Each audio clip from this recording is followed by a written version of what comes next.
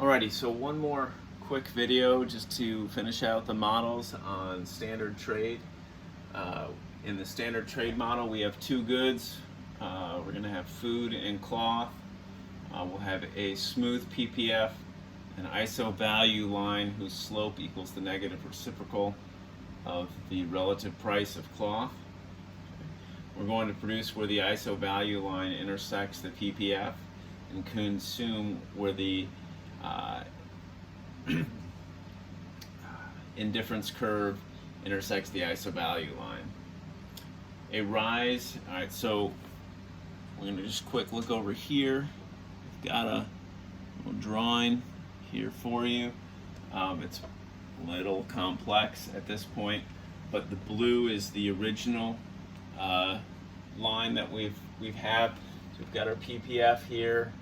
This is our quantity of food that we're going to produce. If we produce all food, we'd produce this much. If we produce all cloth, we'd produce this much. Okay. This is our initial ISO value line and our initial indifference curve.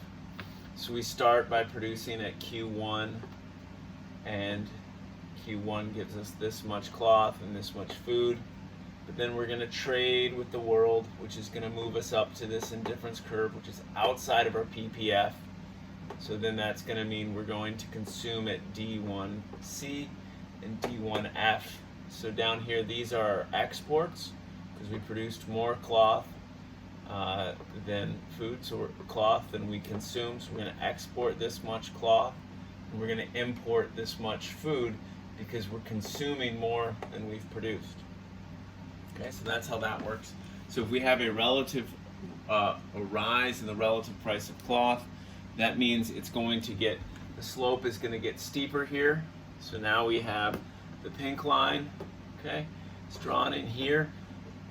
So we have our new point Q2 where we're producing, and D2 where we're consuming. One of the things that you'll notice here, when the rise goes up, we are going to actually consume more of both goods at this point. So this is, in this scenario, it's really good for this country. This rise in price, they can consume more food and cloth, and in fact, we'll do that for, we're going to wind up exporting less cloth, but we're going to import a ton more food. So you can see that, how that change impacts things there. Okay, so we have also in this model, so that's just the rise in the price, relative price of cloth. We have a terms of trade in this model, which is the price of the export divided by the price of the import. So if the price of the export rises, like our picture here, cloth, we're going to improve our terms of trade, but if it's the price of the import, then we're going to hurt our terms of trade. So this leads to the following two conclusions. Export bias growth will tend to worsen a country's terms and help the world. Import biased growth within a country will tend to improve a growing country's terms and hurt the world. So some people then might draw the conclusions that, hey, we should have export subsidies to help our exports, because if we grow in exports, you wouldn't want to do that, right? Because that's going to worsen your country's terms and help the world. So that's why we wouldn't want export subsidies, right? Because they're going to increase the growth in our export biased industries. Tariffs, however, would help to grow the import based industries at home, which seems like that might help us. The problem is, at home it's not totally clear, because yes, our terms of trade will improve, but there will be market distortions.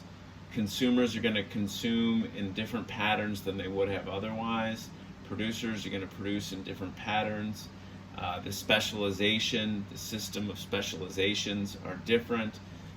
So because of all those changes, it's hard to tell whether or not the tariffs actually make things better, even though the terms of trade are improved. Okay, so those are all our models. I just want to say that you should definitely review through all your notes. Although I went through and walked through, I think, pretty much everything that I'm going to cover on the midterm. By all means, anything that's in the text is, fair game for the exam. So make sure you review well this week. Definitely go through this review a couple times if you want. I will not be posting the slideshow. However, you do have a video here of it, so you can pause and take notes as thoroughly as you want. Okay, so that about covers the review.